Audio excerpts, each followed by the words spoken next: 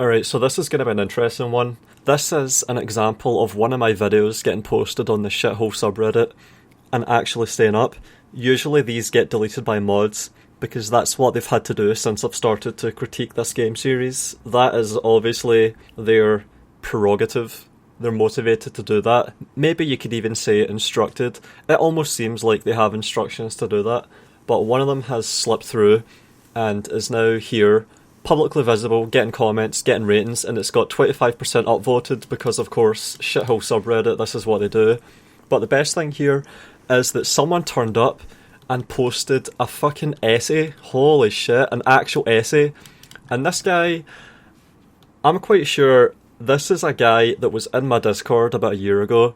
He turned up, posted 1,400 messages in my Discord, and then just disappeared. And when he was on my Discord, he was using my first name. He was referring to me by my first name, which is pretty weird. It's not many people that do that. So whenever someone does that, it's remarkable, especially if I'm not on friendly terms with them.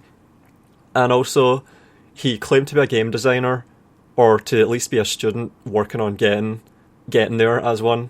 And also, I think he is now pushing his stories. I'm not going to reveal his name or his age. I'm quite sure I know both exactly though.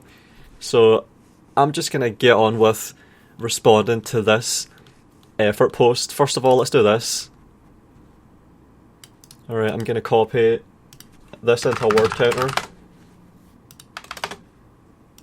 This is 1,560 words, 9,000 characters.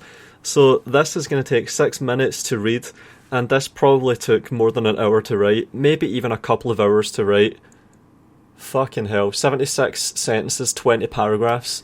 This is what he wrote because someone posted my video on the Siege rework for Warhammer 3 2 days ago. So it took a while, but it eventually ended up on the shithole sub and was allowed to stand. So I'm going to go through this. There's 27 comments on this in total and 25% upvotes, as I've said. But this is really the remarkable aspect of this. And the downvotes are flying around like fucking mad as well. Alright, so let's go through this point by point and debunk it, because this is supposed to be a 1,500 word debunking of my video. But I'm going to debunk this debunking, because why the fuck not? I'm always happy to take opportunities to explain and edify and correct, and most importantly, to be scrutinised. I put my videos up, I leave the comments on, I let comments stand, I respond to comments. I think it's important that I'm always being scrutinised and that I'm able to be scrutinised, because that means that my positions are falsifiable. Because if they were wrong, it would be demonstrated that they're wrong, so people are allowed to try to do that. And likewise, I am allowed to defend my theses when they are attacked. That's how things should go, so that's what I'm doing here. Alright, so he starts out by saying, literally everything Volund ever says is wrong. Literally. So the first word is fucked already. So he asserts that everything I say is wrong, and he says literally, so I can't possibly say that he's being hyperbolic because he said literally right there, unless he's an idiot that doesn't know what literally means, which I'm starting to think is likely. And at best, he varies in the domain he's wrong in. Strange phrase. So this is a really big claim here. It should be really easy for this guy to just lay out point after point where I get things wrong. He should have a field day here with this video, because this video is like half an hour, I think, and he says that literally everything I say is wrong. So I've made dozens of contentions in this video, and this is about as long as you'd expect, so let's see how he did. He starts off by saying that docking has been in the historical games for a long time, and that CA is trying to pass it off as new. This is wrong by default. Well, they've branded it with the word docking. That was a word that Total War players like me that have been around since Shogun 1 had never heard before in this way. I've never heard the phrase docking up until about a month ago in reference to something that happens on land in Total War. Not once. Ships dock in games where you have a naval aspect, and modern Total War games don't, so it can't possibly be that. That was all gutted out. This word docking does not belong in these modern Total War games where everything happens on land. It's ridiculous.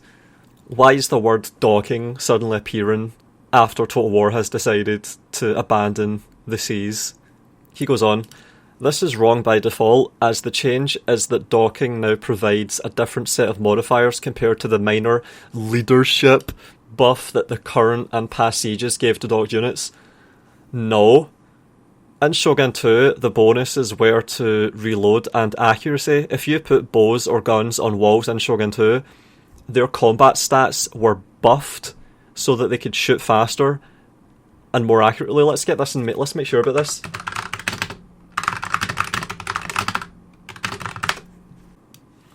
Alright, so another thread on the shithole subreddit from 6 years ago.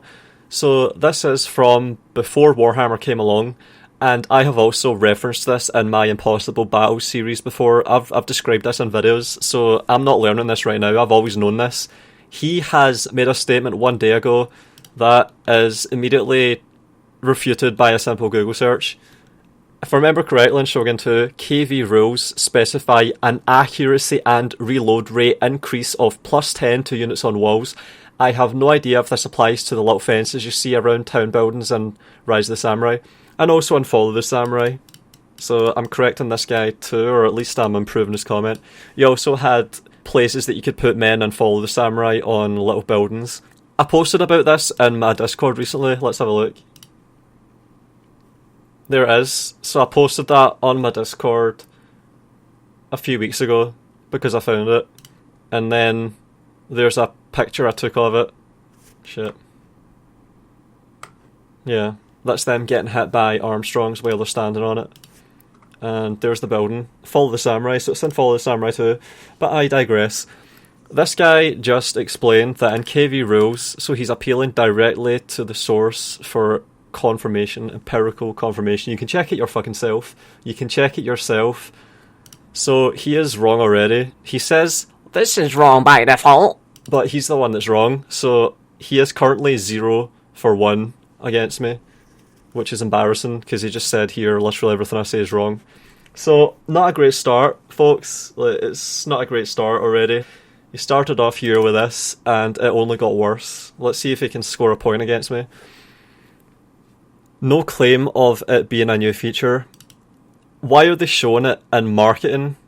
Do I need to go through the video and say, docked units now provide blah blah blah blah? They're showing it in marketing to impress people. And they've already marketed old features as new, like they did with Long Grass.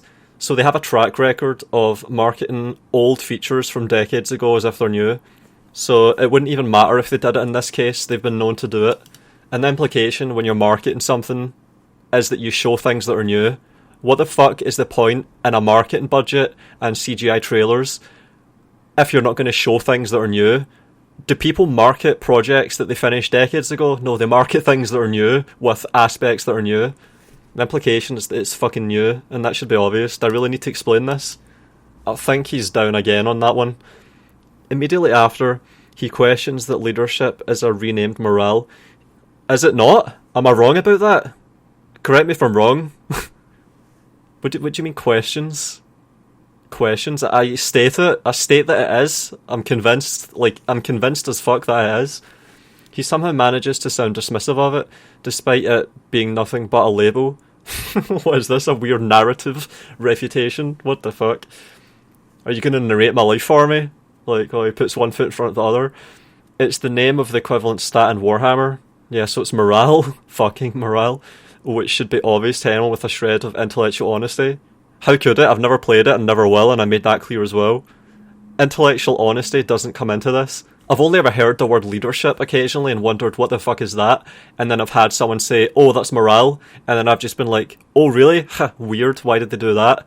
And that's as far as it goes. Well, it's such a fucking weird... This is so weird. Weird. Next, he complains about the capture points only providing what he calls a meaningless stat bonus.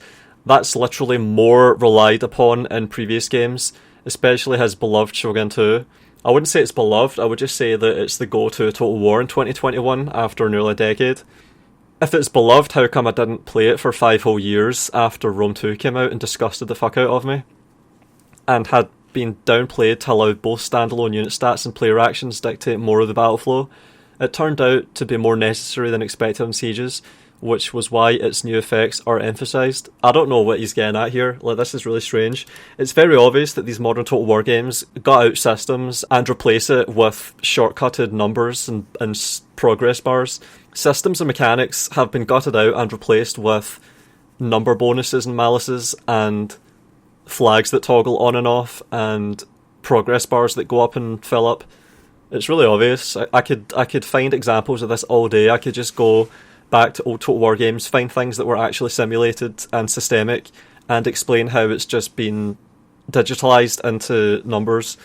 So it's absolutely not the case that it's been more relied upon in previous games, because previous games, just take the example of guns, that's the obvious example. Guns in... Alright, let's go back to Fall of the Samurai, the last time we had real guns. Guns in Fall of the Samurai would reload, they would fire actual projectiles that resembled guns, they would have formations that mimicked gun behaviour, they would have damage that was decisive, they wouldn't just deplete health bars slowly. So it's very obvious that guns have been completely gutted in terms of their systems and are just a glorified ranged unit, a skirmisher, damage, attritioner at range. It's very obvious. That's an example of a unit that has layers of systems and unique behaviours and properties that you cannot possibly replicate or imitate by simply adding and subtracting numbers from generic stats that every unit has. You have to orthogonally differentiate units in order to create guns. You cannot number tweak a unit of bows and have it become a unit of guns. You have to do that with systems, and that should be really obvious. I shouldn't have to explain this to someone that is supposedly a game designer or wants to be one. See if this is a good faith, well-intentioned post. You are just fucked. Like, you're fucking hopeless. You're never going to get a career in game design. After that, it's his complaint about the build points being preset. Newsflash, arbitrary positioning of buildables is an inherently patchy proposal that does not work reliably with any pathfinding system out there. Bullshit, I do it all the time. I'm going to upload a video today and then another one tomorrow of a game called Men of War where you can, guess what, put down buildables that the AI can pathfind around. You can put down sandbags, the AI can path around them. And guess what? Previous Total War games have had this too. You had it on the campaign map in Medieval 2 when you could build forts. You had it on the battle map in Rome 2 and Attila where you could put down placeable, deployable objects. I already fucking said this in the fucking video. I fucking already said this. So this is just an example of him saying, oh, it's really difficult to make games. Oh, it's really difficult. That's why they're shit. Fuck you. Fuck off. I would not want you on my studio if I was designing games because you would just make excuses for garbage all the fucking time. If anyone comes up with a good idea, you would just say, oh, that's difficult, we can't do it, and try and shoot it down. You would be cancer in any game development studio. And then he says, especially not one that has to handle the number of use cases present in Warhammer. Use cases? What does he mean, use cases? So is he talking about the sheer number of models? Alright, well, look at Ultimate Epic Battle Simulator. Hang on, let's find it. Alright, this is a really good example, I think. Let's see what we've got here. Brilliant Game Studios, Ultimate Epic Battle Simulator. Let's have a look. Oh, I see tank traps. Can we see men navigating around tank traps? Let's see. Oh! Look, they're doing it! They're navigating around the tank traps! Do you see them getting stuck? Nope, I see them going around it. I see them going around the tank traps. Look at that, they're going between the tank traps, they're getting past them. How are they doing that? How are they pathing around tank traps? Oh my god. Someone call CA. It's possible. It can be done. And let's see what else this game is capable of. Let's see what else this engine is able to do.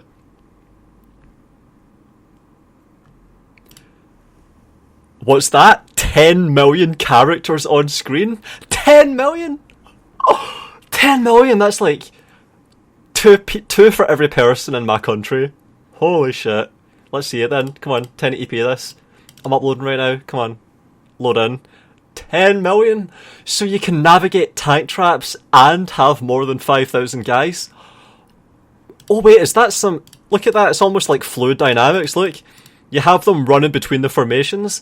It's almost like units themselves are deployables that other units have to path around. How are they doing it? How have they done this? Someone get on the phone to CA. Red alert. Red alert. Problems that CA hasn't been able to solve after 20 years. Holy shit, look at that. Is that terrain? Static terrain that they're pathing around as well? Holy shit. And how big is this studio? Brilliant Game Studios. Has anyone heard of these guys? Has anyone heard of them? Alright, I think that settles that. I think he's down again on that point, honestly. I think he's actually down on that point. Alright, what's he say next? And even if we charitably grant that CA might be able to overcome that, yeah, that would be really charitable. That would be really charitable. That's so far-fetched. It would still be wrong. Alright, this is going to get good. This time, for game design reasons, siege battles are being set to focus on area control and casualty minimization for the defender, with the grand advantage being these buildable defences. It's not really an advantage though. I don't see any advantage. It seems like you're just closing off roads, i.e. sluice gates. Unless he's talking about these number modifiers being important, in which case I'm right. It is something that players will need to see mostly from the attacker's side, thus emphasising the need for sensible placement by the AI, which justifies the preset positions as functionally challenging, not inherently open. Does anyone else just not understand what the fuck this is supposed to mean?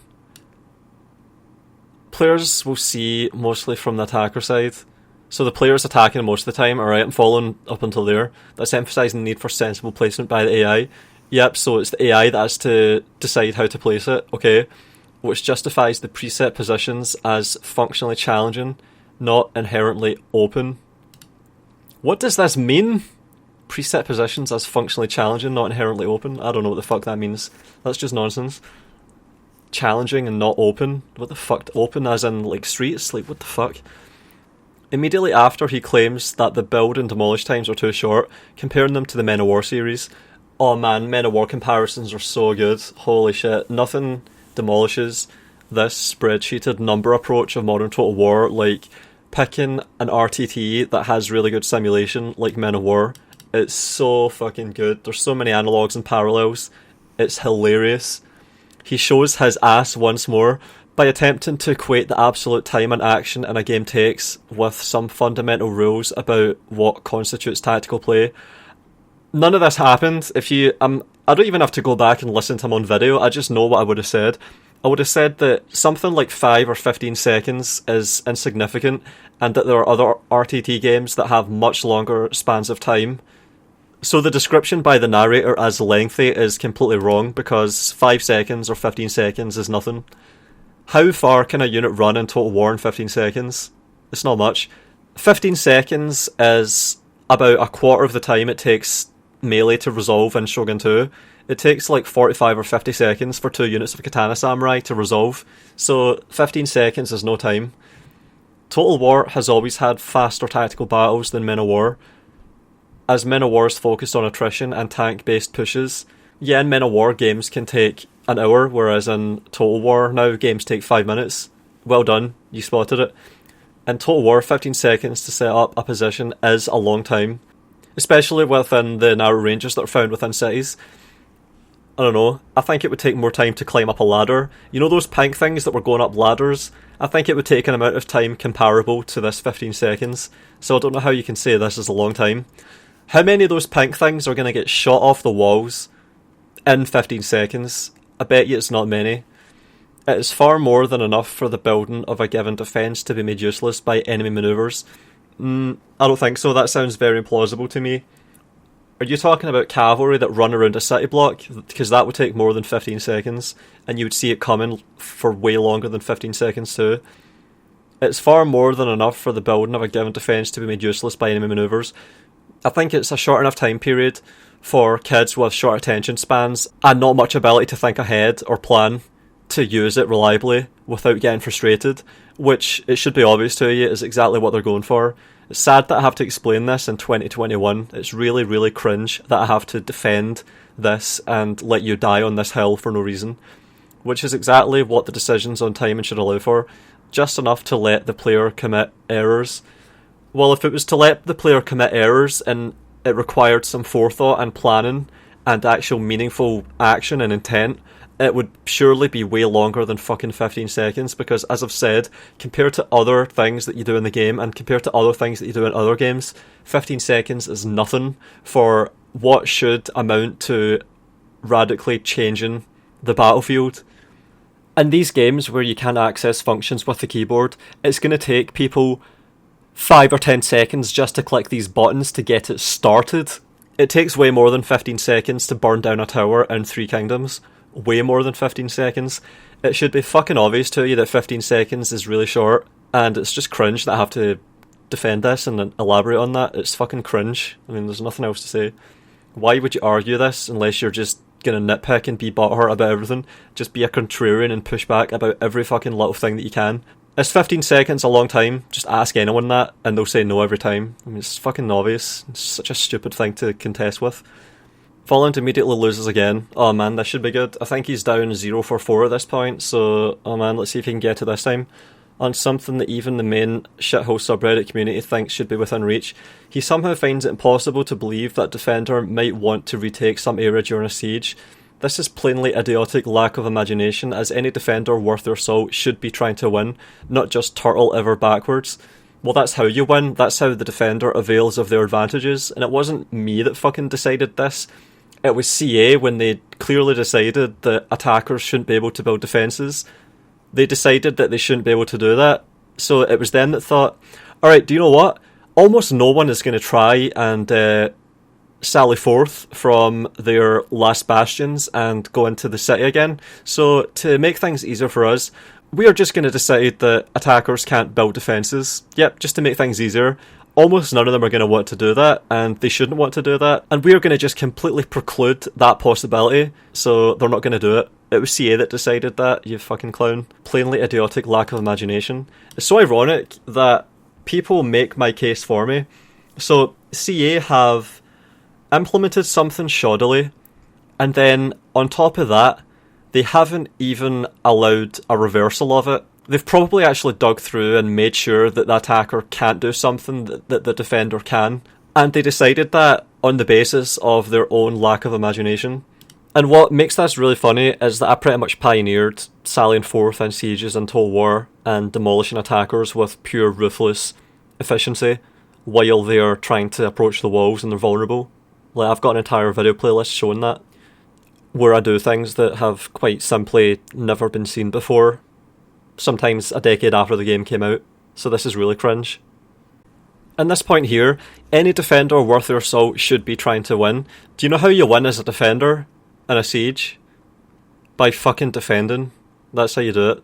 In Shogun 2, the defender would try and hold the towers as well as they could, especially if they were gun batteries and Follow the Samurai with cannons and Gatling guns, something that is way more impressive than what was in the siege rework. As I showed in my ASMR video, you would be punished really heavily for losing defences because they would be turned on you and you would have the gun batteries and cannon firing up at you on your higher walls. So the way that you would win as the defender is by not losing them. That's how you win, by holding your ground and not losing it, not conceding it. You don't win by attacking. That's how you forfeit your defender advantages and get cut off units that can't help anymore. And remember this as well. See this bit here? This is plainly idiotic lack of imagination. Any defender worth their salt should be trying to win, not just turtle ever backwards. And then if we go down here, right? If we go down here, hang on. He is complaining about how in my battles I exploit the poor AI and the poor unit placement during sieges, and I attack, I take the initiative. In fact, I'm pretty much the person that showed it was possible to do that in my early Shogun 2 Let's Plays. I showed that it was possible to go out of the fort and attack. Everyone else just sits back. So if there's anyone out there that finds the ability to be offensive in defence, it's me. So you don't even know who I am. It's embarrassing. And now it goes on. Now a game design point. Volland restates his Sluicegate gameplay claim as though it were a fact of game design. Once more, it is not. A preset defence point is no less valuable than one placed arbitrarily, ever. Well, it obviously is. Come on. If you have the ability to choose where you want to place something, that's way more engaging than simply toggling something on and off. Just watch my Men of War 2 videos where I place sandbags, trenches, foxholes. Whenever you have control over these systems, you can get way more out of them. It's way more engaging to do. One of these is player driven and the other is passive. There's way more possibility afforded. There's way more emergence, way more tactics. This is one of those things that are just sad that I would have to explain this to someone that's supposedly a game designer or one in training. It's just embarrassing. You're never going to make good games if you don't understand this basic shit. This is something called systemic game design. Watch some GDC conferences on it. Watch some designers talking about it.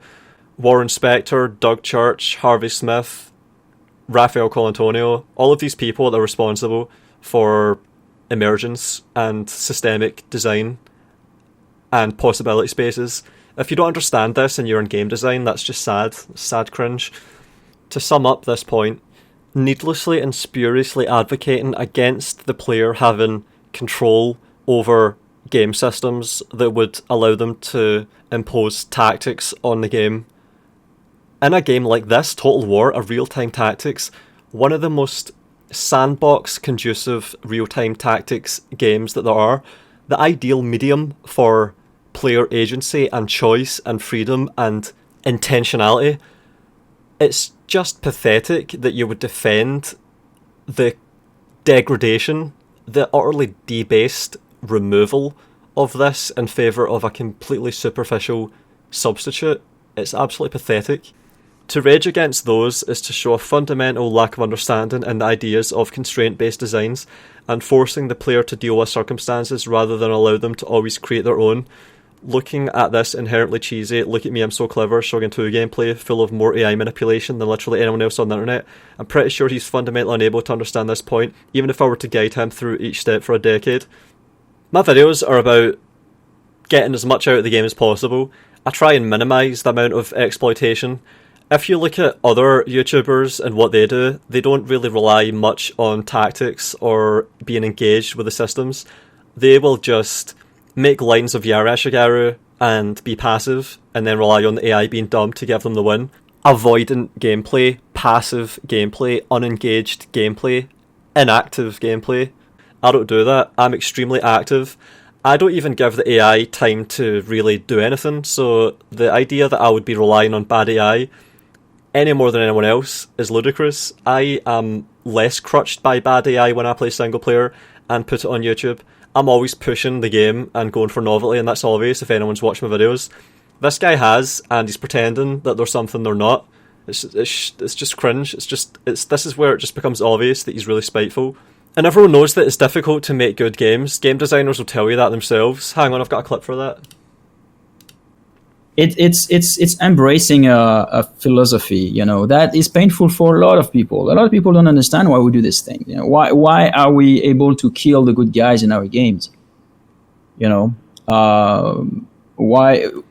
Most games, they have a quest giver in an RPG. There's a quest giver, and the quest giver is invulnerable, and it's just like some kind of like a signpost. You right. And you throw grenades. In fact, you don't even have your grenades, because as you went into the city, all your grenades disappear, or your control for fight has been muted.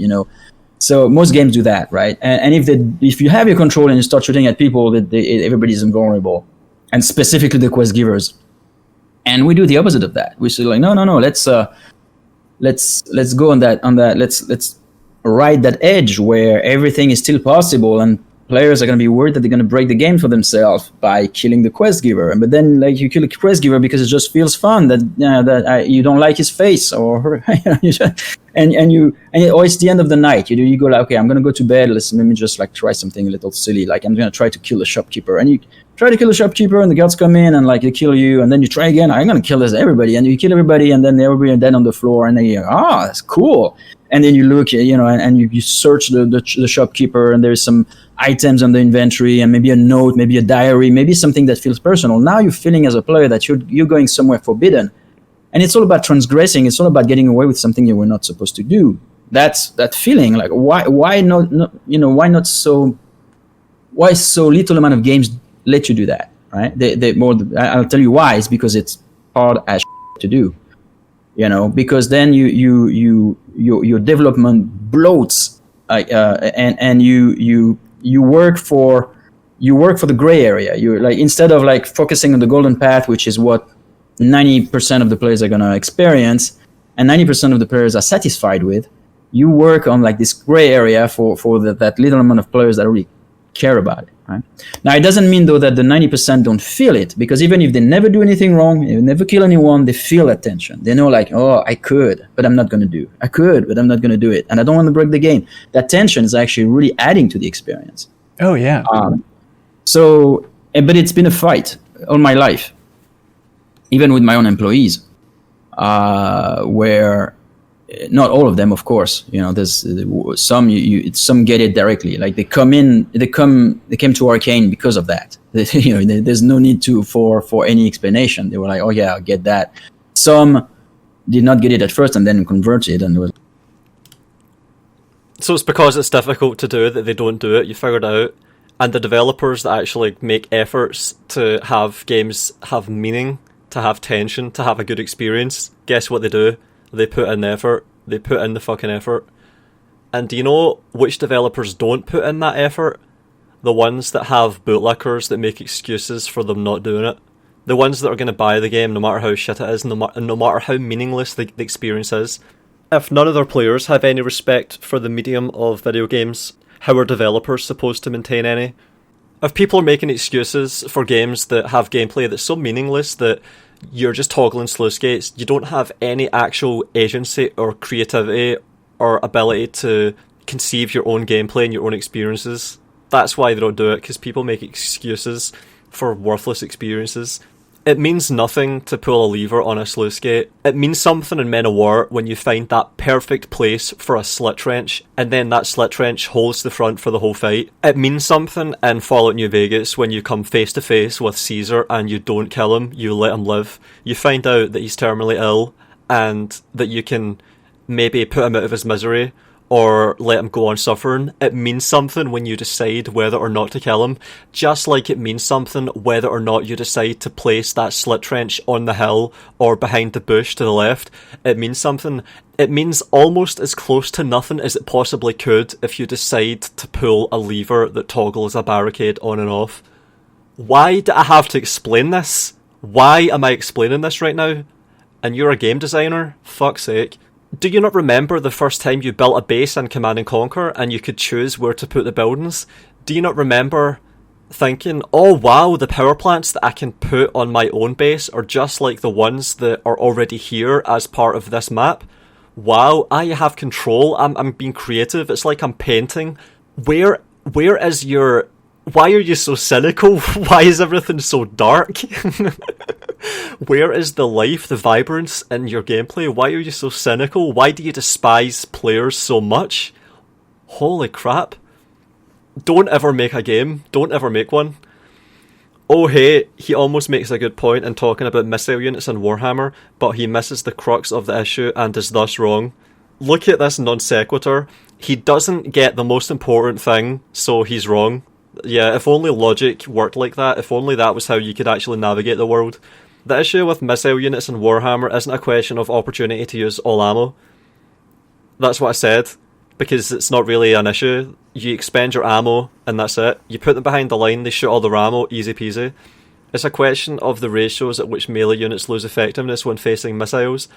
It's related to the increased weakness of missiles in Warhammer, due to magic, monsters and flyers being able to remove most of the traditional means of protecting missiles, which led to missiles being buffed to deal more consistent damage. I don't know, how do you know that this is the decision making that was done? How do you know that they just didn't give a shit and didn't know how their games played, were crap at their own games? As they've already admitted pretty much. We've already seen them playing their own games during marketing. Like what was that guy that played Rome 2 before launch, Al, and he was just fumbling. We've already had Prince of Macedon confirm to us that he's talked with developers and they've admitted that they haven't even played the older games. These people don't know how to play their own games well, they don't even know what they're going to look like, and this is the funny thing, even if they were fucking really good at the game, games in development are works in progress that are almost unrecognisable. You would know that if you've ever set foot inside a game studio. which I have, and you obviously haven't, even though you're the one trying to do this as a profession, which makes this extra mega cringe. You have no experience of the inside of a game studio, and you're here telling me about how game design works when you're studying it, and you've never managed to make a career out of it, and you're pushing 30. So this is really, really cringe. But as I was saying, you have no idea about why they make these decisions. You have no idea. All you know is that they're not willing to correct them after the game has been out, and that they're likely going to double down on it when Warhammer 3 comes. That's all you know. They haven't patched it to fix it. They haven't intimated at any point that they're aware of how badly these games play. If anything, they've doubled, tripled, quadrupled down on this bullshit. It's because ranged units... Do you want to hear my hypothesis about why ranged units are so strong in these games? It's because they're the most passive kind of unit, that are the most tactically flat, and that they can have the most flashy colours happen with. That's also why they've decided on big flying wet noodle trails. It's because people like to see their little wet noodles flying across the screen, hitting other units, and making the numbers go down. People like numbers that go up and numbers that go down. They don't like balanced gameplay, and CE have realised that, and that's what they market for. And it makes it really fucking easy for them to market games like that when people claim to have experience and insight into game design when they fucking don't. And on the AI side, this is exacerbated by the difficulty modifiers issue we all know and hate. Well, we only know it now that it's been made into a big thing. This time last year, when I complained about it, something that no one had ever really done before on any serious scale, no one with a platform had ever really bitched about this, and in fact, after I made the video that spotlighted that, I had to contend with a lot of passive-aggressive pushback from other YouTubers that were taking issue with this. So not only did everyone not know and hate this until I started making a big deal out of it, but I actually had to fight for this, and it's been an annoying-ass fucking year of stating the obvious over and over again about how difficulty modifiers and fake difficulty are garbage, just like I've had to do here with stating the obvious to you about all these things. By the way, you're down something like 046 or 047. Alright, let's proceed. The bridges are a further buff to missile units, but the reason for it is that it makes those units safer against arty and ground units, which is more interesting than the current missile unit issue. And that's what I said, if there's actual geometry being introduced, that makes it more interesting. So he has nothing so far, he's still got nothing on me. Next, he whines some more about docking and proceeds to show some of his brilliant siege gameplay, aka making all his missile units fire at the target. Genius. Totally not the basics of how to use missiles at all. Well, it is genius if you're introducing this to Warhammer fans, which is exactly what I was doing at the time. Warhammer doesn't have issues with line of sight because, as I've shown, guns are not actually guns. Guns were guns in Shogun 2. Damn right, I'm going to take the opportunity to put guns staggered along a slope, converging their fire on the same target, to show people that line of sight is a factor and that the player can actually be engaged with bringing guns to bear upon the target and do it decisively. Obviously I'm going to do that. I'm going to take that opportunity every chance I get, because Warhammer fanboys have never played a Total War game where guns are actually guns. Some more complaining about the range buff granted by barricades. He's wrong as usual. Well, you've yet to prove me wrong at any point, as he claims that missile range is not affected by height. It is. I am literally correct about this. It's true, missile range is not affected by height, you can test this. This is something that all modern Total War games have. In fact, you got this wrong already.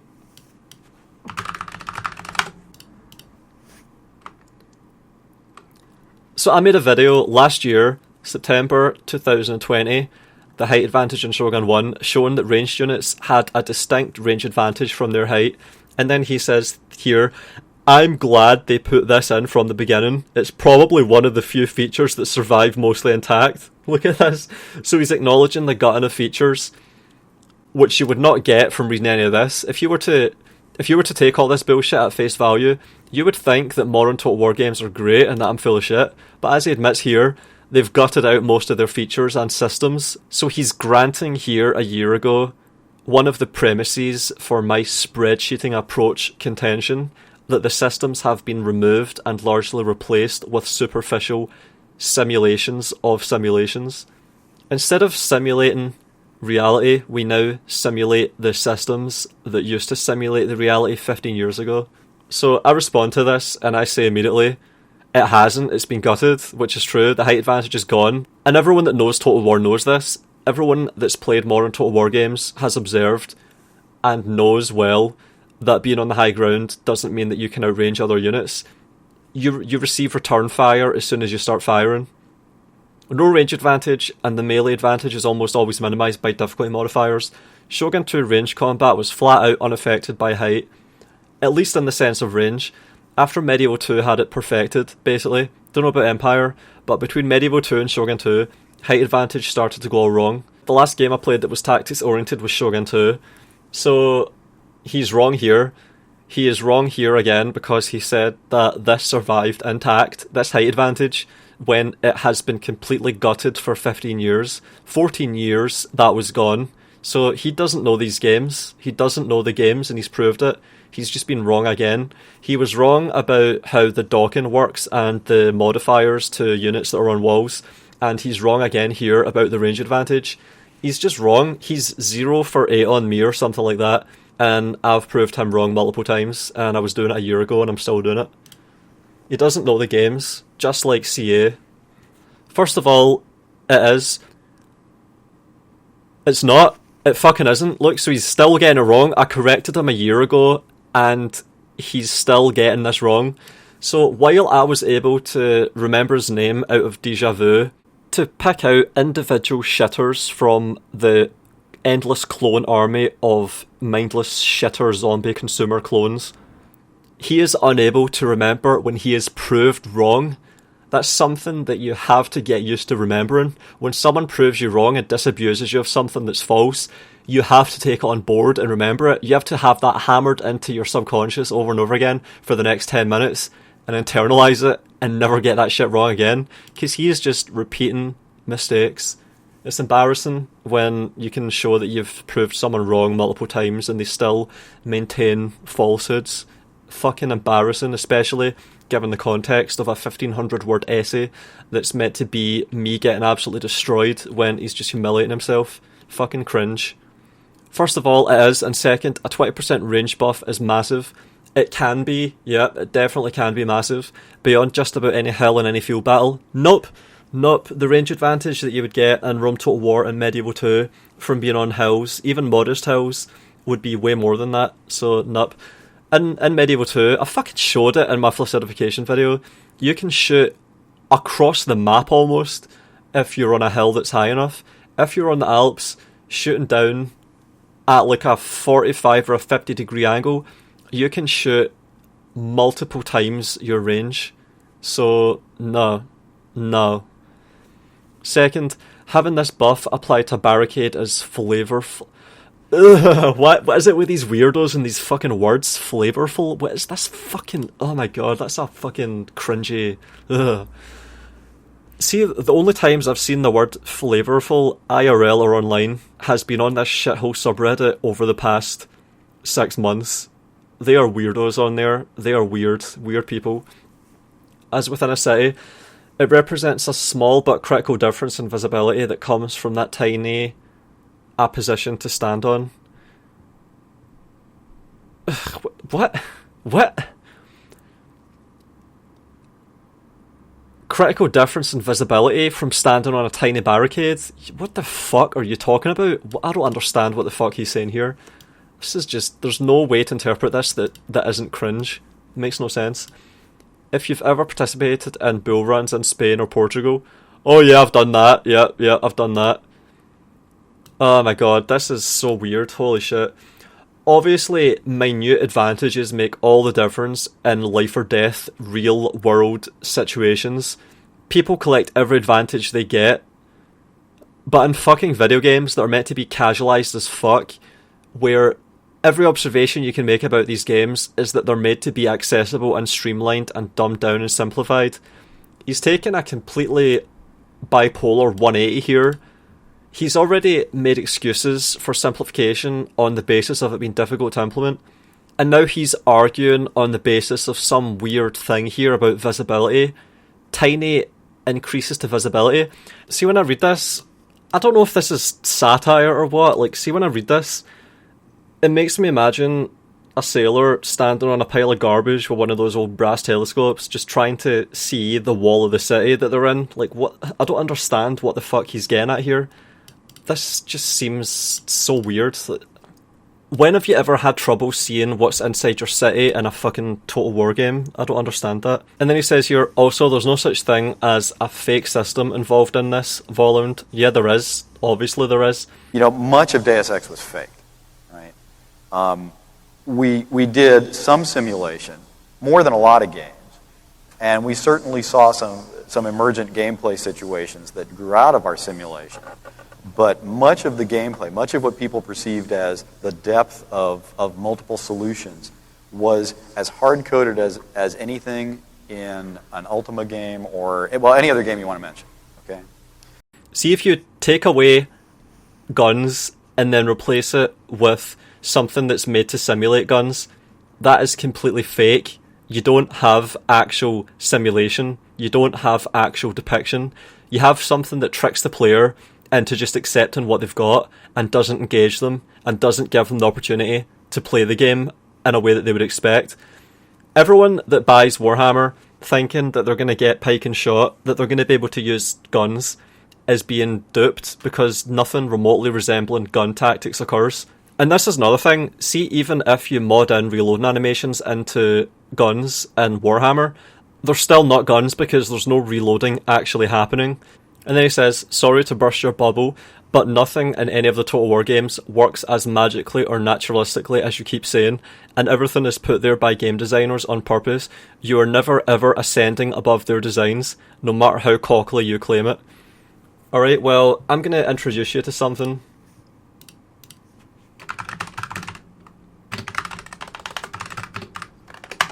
This is one of my video playlists called The Brutal Rampages, and we're going to pick one of these and show you. So, almost everything that you see in this video is original, and that's because I am approaching the game in terms of its systems and trying to create synergies. I'm attempting novelty. There are possibilities that are created when you have robustly implemented systems that are capable of interacting with one another. It creates a possibility space, and players can explore that possibility space and create emergent gameplay.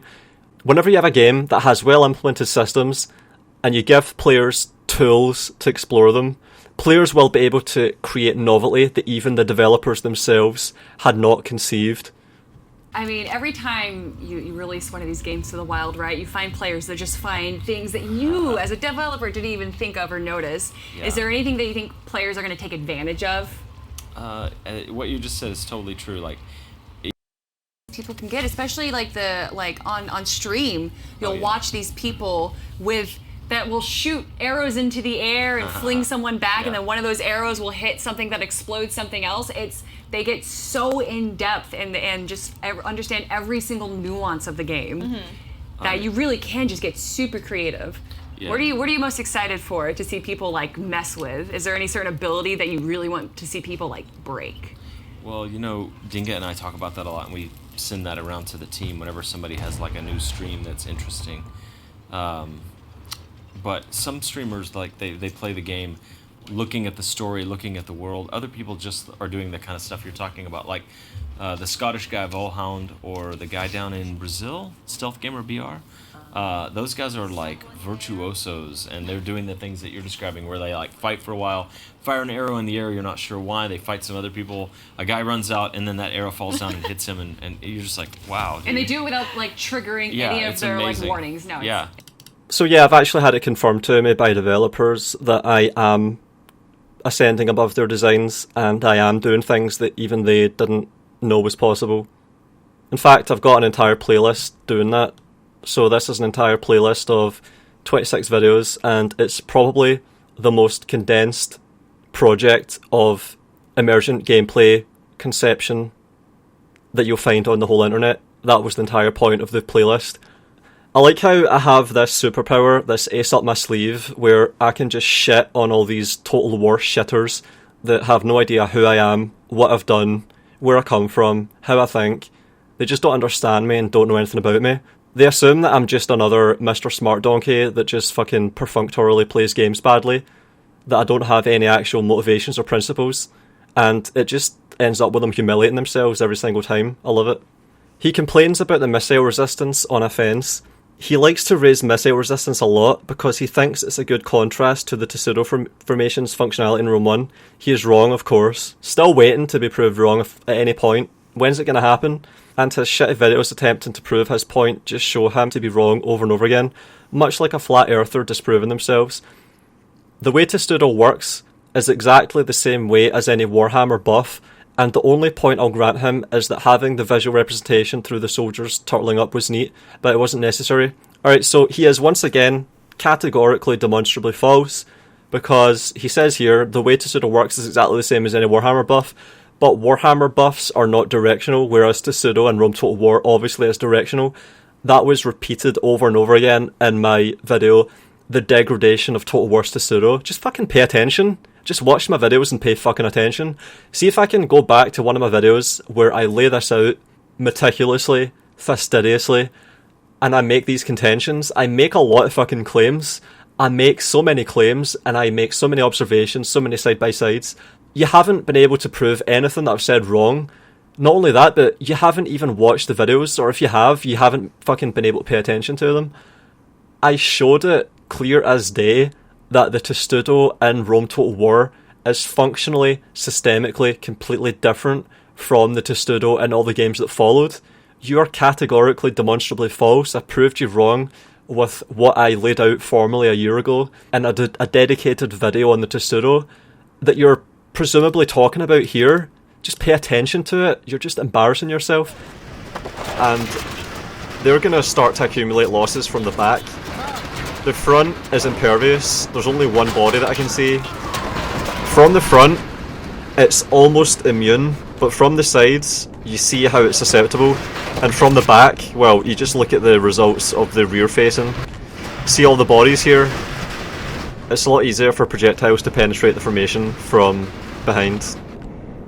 Because, of course, the purpose of this formation is that it offers protection, especially from the front. You're advancing into incoming fire. And that encourages a lot, that opens up a lot of tactical gameplay, because what you want to do with these units is protect their flanks and rears and support them while they're like a breakthrough unit, a tank in this formation, a classical antiquity tank.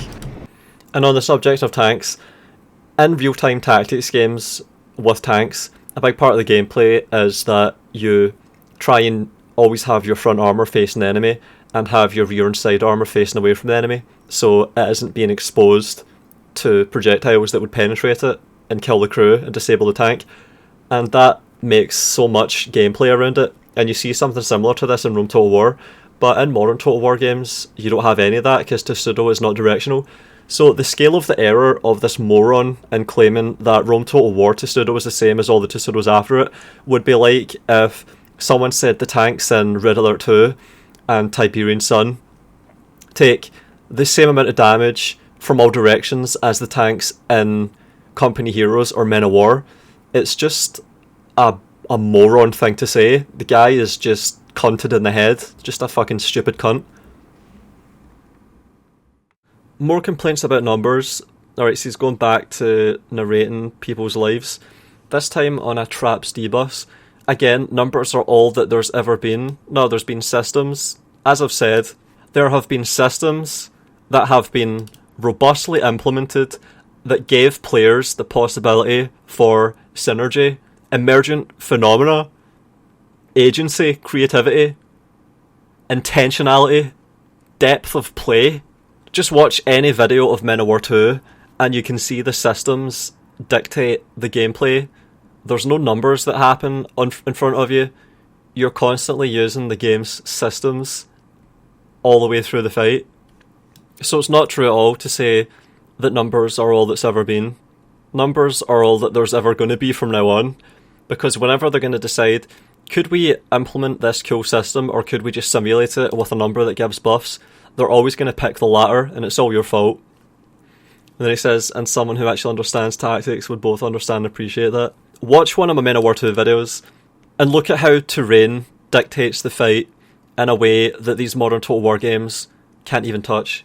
Now he goes to Medieval 2 to show cannonballs ricocheting off the ground, still in the game, including from towers and Warhammer. Someone else can confirm or disconfirm that. I made absolutely no comment on this, and it's irrelevant either way. Using Greek Fire on an engaged unit, still in the game, still powerful as heck, fair enough. Grape Shot, still in the game, still just as effective, fair enough. I don't imagine that being true though, because when you look at how these games implement projectiles, there's no reliance on physics. In fact, this is where we can go back to something else here. Some did not get it at first and then converted and was like, oh yeah, I see the power of that. But there's always, some people that are there and like they don't quite understand, like, why can't you kill the good guys again? Like, why is everything physics in your world? Like, doesn't it get like a pain in the ass? Like, you're gonna bump into things, you're gonna move things around, it's gonna cost more CPU time, it's more problems potentially. It's like, yeah, but you don't understand that this is also what, look at Skyrim. Like, this is also what makes those games great. It's that breakable space around it, because at the end of the day, people don't want to be. I mean, some people want to be just directed like into a super, like very, very funneled experience where they just had a nice ride. But I want to believe that somehow we've had so many of those games that there's space for games that are a little more letting you, the player, experience what your version of that world. Oh yeah. It's funny how much what I say lines up perfectly with what game developers say and game designers say, doesn't it?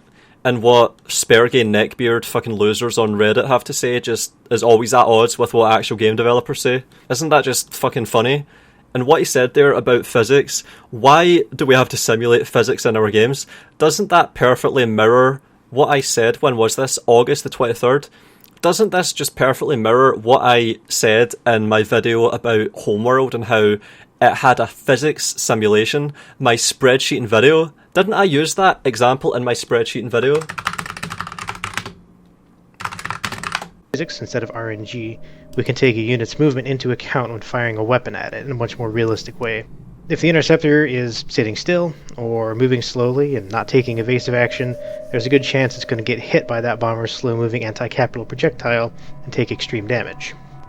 And so, by introducing a system that takes into account positioning, movement, direction, the shape of the ship, its defensive properties, maybe other systems like its ability to deflect projectiles with a shield, that's only possible because there's an actual physics simulation and there isn't just numbers involved instead.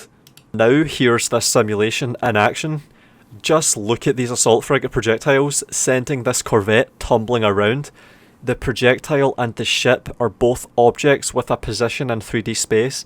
They have their own mass and speed, and therefore momentum. I said this in May, and it was echoed by actual game developers months later in August. So for this guy to just come along and say numbers are all that there's ever been is to just completely dismiss what the developers themselves are wrestling with. Do we simulate it, or do we take shitty shortcuts and hope the players just don't notice it or don't care or don't accept it? Do we make actually good games that are engaging, or do we just make lowest common denominator accessible products that have no regard for the player's agency or creativity or intelligence whatsoever? Numbers are all that there's ever been. Fucking embarrassing. Alright, something else he said here is, next he shows his sweatiest fight in Shogun 2, a pathetic display of cheesing, something that would make even Legend go, mate, you're just messing about. Guess what, buddy, if there was any failure on the game designer's part, it's that Volund won that battle at all. It is not good design to allow a player to win in any circumstance, and for that to be possible, the flaw lies with bad encirclement patterns. It is not a show of any skill to kite units around like this. I hate to break it to you, but making that video was actually a collaborative project with my Discord. And the person that helped the most with that project, who couldn't win it, I won it first because we were getting really, really close. The person that was helping the most with that has actually won my Shogun 2 tournaments, which are really difficult to win.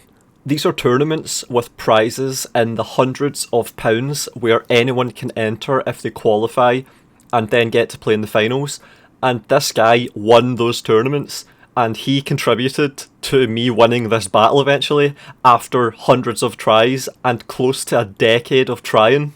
So to say that it's not a show of skill and that anyone could have done it and it's not a big deal, pretty much nobody could have won that, and that's fucking obvious from the fact that that save was available for years And it was only after me and some other really sweaty Shogun 2 players that were in a competitive tournament mindset got together and cracked it. It's only after we all put our heads together and sweated really hard that we finally cracked it. And it was a collaborative effort of a lot of the best players and all of their best ideas. So he didn't know that. Oh, it's cringy. He thinks that I just sat alone and did something by myself that I was solely responsible for, that had no other input from anyone, so he can just attack it. But that was a collaborative project, and he just shat on a lot of really good Shogun 2 players with that, so it's really cringy. Every one of them would destroy this guy because he's obviously just a potato. Then he says, next, using the Siege of Carthage trailer as a display of spectacle. Sure, I love watching what amounted to a completely fake cinematic. Oh yeah, me too. I love watching it now in 2021. It's a ridiculous notion to use this as a display of spectacle after how thoroughly derided it was. It's because it was so derided that it's so good to use as an example of spectacle, because that's all modern Total War offers, empty spectacle. So every chance you get, every time there's another piece of marketing that comes out of CA, you should just link the Carthage trailer, and that should be the only thing you do. If there's anything that you do, if you say only one thing, it's watch the Rome 2 Carthage trailer. How do you miss the point? I mean, how can you be any more wrong? Nothing has landed. Nothing. I've got so many videos. Just prove me wrong about anything, ever. I've proved you wrong, categorically, multiple times, and you haven't done that so far. There's nothing here. You can comb through all of my videos. I challenge you to do it right now. Comb through all of my videos and find a single fuck up. It should be easy as fuck. Only the most fastidious and obsessive person could upload dozens of videos that are hours long each, making constant contentions and appealing to observations and not get any of them wrong. There has to be something. Just find one thing. You haven't found anything so far. My god. I'm so scrutinised by these weirdos, these weird people that are so butthurt at me, and they can't find a single thing. I'm even surprised at it. I'm surprised that I haven't fucked up a single time. Even I'm surprised. Just find something. Comb through it, find one thing. I dare you. Fucking weirdos. Alright, let's continue. We're nearly at the end now. We're nearly at the end. Next, he uses Call of Warhammer and calls it Siege's Superior. I'm not even sure how to approach this. Shut the fuck up then. You don't have to. Who's here making you do this? 1,500 words. Yes, I liked Medieval 2 Sieges a lot. Oh, do you see how reluctant he was to offer that? See how reluctant he was? The best Sieges Total War's ever had, by so many metrics, and he's reluctant to even acknowledge it. But fundamentally, the gameplay decisions you could take were nil. Yeah, this is how you know that this guy just has no future in game design. It's hopeless. Any siege in Call of Warhammer differs only in the number of walls. All tactics will always be the same for every siege. Oh my god, this is fucking nonsense. Alright, see if you're out there and you play Call of Warhammer. I'm calling upon you now in the comments. Debunk this garbage. You've been really good so far with... See all the people that are Warhammer fans that dislike Warhammer Total War? You've been so good with catching the stuff that I've missed. I have seen the walls of text. I have hearted them. I have laughed at them. Now is another chance. There's so many people out there that really like Call of Warhammer. If you can think of examples of how siege tactics are varied and engaging, leave comments right now offering your anecdotes. Помогать мне разбираться в уникальности геймплея за разные фракции будет автор нескольких комментариев под роликом Воланда, опытный игрок серии Warhammer, модотдел Мститель 93. В закрепленном комментарии к видео Воланда про убогий трейлер третьей Вахи Мститель 93 как раз... Editing this in post after the fact, after I've recorded that, because I just learned that the biggest Russian Total War YouTuber has pretty much just taken one of these long comments verbatim and built a video around it where he points out the hollowness of Warhammer game design. So, one of the biggest YouTubers in Total War, non-English speaking, has been so impressed with a comment left on one of my critic videos that he has built a whole video around it. That's Total War Cat of Russia exposing the hollowness of Warhammer clan mechanics. using a comment posted on one of my critic videos. Biggest Russian Total War YouTuber, taking the fight to them, just like I've been doing. So, giving credit where it's due, there are people out there that do good work that I am not equipped to do because I don't care about Warhammer, I don't give a shit about the lore. So, credit to the people that do, and that take up the mantle and fight on those fronts that I'm just not interested in ever going. So, comments from any Call of Warhammer fans that want to debunk that will be appreciated. In the meantime, back to my debunking. That's what Total War Warhammer 3's rework is meant to change. It's supposed to require actual adaptability from the player. It doesn't though. What are you meant to adapt to? Sluice gates being toggled in different configurations? Not just a claim of superiority that's void of the essence of actual tactical acumen. See these weird phrases that they use to try and puff up their comments? Little pufferfish people around here. The rest of the video is literally just crying. Alright, well, you've said literally again, right? And we know what literally means. We know how to translate literally when it comes from you. So we're going to just do that again. It's not good. It's not. I don't like it. Spreadsheeting. It's funny how I have all of these terms that game developers use, and I repeat the same phrases they do, and I explain things in the same ways that they explain them. But when I do it, it gets described like this. And when they do it, it gets ignored. Do you see how bad it is that this is supposed to be a game developer? I'm telling you right now, this guy is claimed to be... He might have actually gone it by now, or maybe dropped out and failed because he's so bad at it, but he was studying to be a game designer, and he is saying all this. Volland has no idea why he even likes the Total War games he likes. I've got a playlist that shows exactly why I like the games that I like. I like Shogun 1... Haven't played Medieval 1. I like Rome Total War, and I've explained why I like it. I like Medieval 2, and I've got full form video series doing the things that I like to do. I like Shogun 2, and my Impossible Battles series shows the exploration of gameplay possibility space, just like my Brutal Rampage series shows the possibility space of one of the most robustly constructed immersive sims to ever be made being explored. In fact, this was such a thorough and novel exploration of Dishonored's possibility that within 8 months of starting, I started this in December of 2014, within 8 months of starting this video series, which took me down to about episode 15, the developers were getting me involved with Dishonored 2, and I got my first video game credit at the age of 23, so... You're pushing 30 and you've still had absolutely no involvement in the game industry because, and I know that because I've Googled your name and I don't see a single credit on Moby Games or IMDb. You need to get a move on. Stop getting everything wrong on Reddit and study harder and pay attention. I'm edifying you here. I'm instructing you on your craft. You need to pay attention. And I've been there and I've seen what it's like inside big game studios. I've been inside household name game studios. I have sat and ate lunch in the rooms where they have all of their Game of the Year trophies on the cabinets. I've walked past it and surveyed them. I've had presidents of these companies put me in headlocks at 8 in the morning while I'm in my cubicle. So you need to pay attention to me and what I'm telling you, right? I'm telling you that you're just getting all wrong here. You're completely fucking this up. You might be able to do C# or Java or JavaScript or Python, but you just don't have the right attitude towards games. You're really cynical. You're never going to make a good game. You're never going to contribute to a team that makes good games. You've got a bad attitude completely. Alright, so he follows up this statement here with, he's a buffoon whose only talents are the patience to save scum hundreds of times until his cheese works. This is actually really true. Like, there is a hell of a lot of patience required with producing the top 1% gameplay.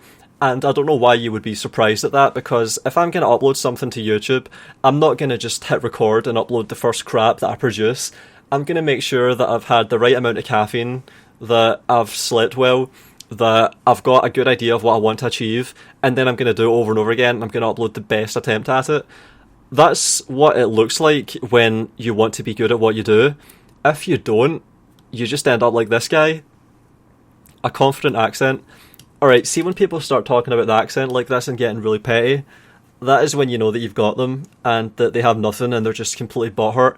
Even the way that you talk starts to piss them off. That's when you know that you're just living rent-free and they're fucking seething. I fucking love it. This is it. Like, see, when I see this, I just know that I've won and that he has nothing. And mannerisms befitting a homeopathy salesman.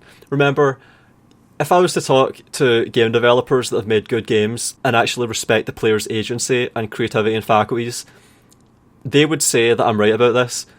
I acknowledge the nuances here. I acknowledge that it's difficult to make good games.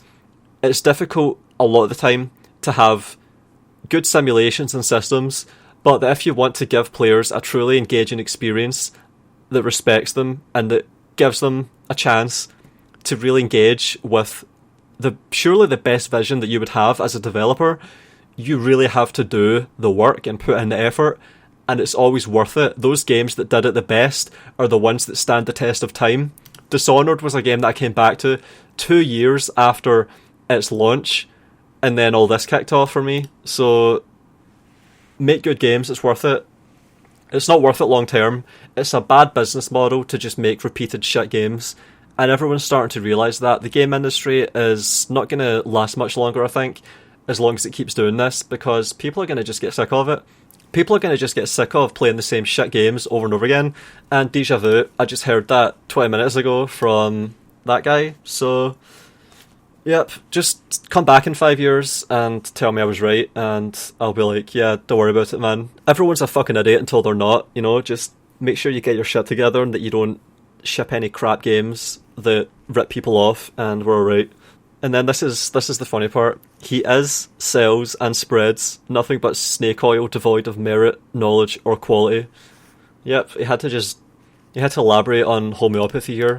I'm glad he at least dislikes homeopathy, but if I had to bet, he wouldn't even know what it is, because that's the trend so far. And then he says to these guys, if you truly want to understand total war games, game design in general, and how to be a decent human being, I can only exhort you to drop Volant, listen to people who actually understand the games they play, listen to actual game designers, and learn from them. Yep, and that's what I do all the time. I appeal to what game developers actually say. I've done it today. He hasn't done it. I appeal to proper sound game design principles. I use the same terminology as game developers. I appeal to people, I implore you right now, go to GDC and watch lectures on level design. Level designers are constantly getting involved with every other aspect of how games work. Level designers are really insightful, and they've often started out really low and worked their way up. I would also encourage you to watch Warren Spector's Game Center lecture series. That's where he interviews all of his proteges that he's had over the years that have all gone on to ship Game of the Year games and have founded their own studios and been really influential.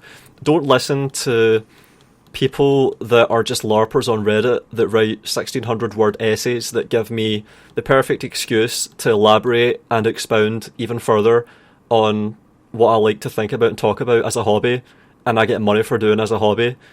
I had my first game design credit when I was 23. This guy is doing it as a career, and he's staring 30 in the face, and he's gotten nowhere with it, and that's pretty cringy. And yeah, I can see why. Good luck to him. Hopefully he gets his head out his ass and gets off this shithole subreddit and stops trying to farm karma from fucking losers and actually ships a good game one day. Maybe it even steps inside an actual game studio. Until then, I think I've just gotten beat on every count, and I'll just leave it there.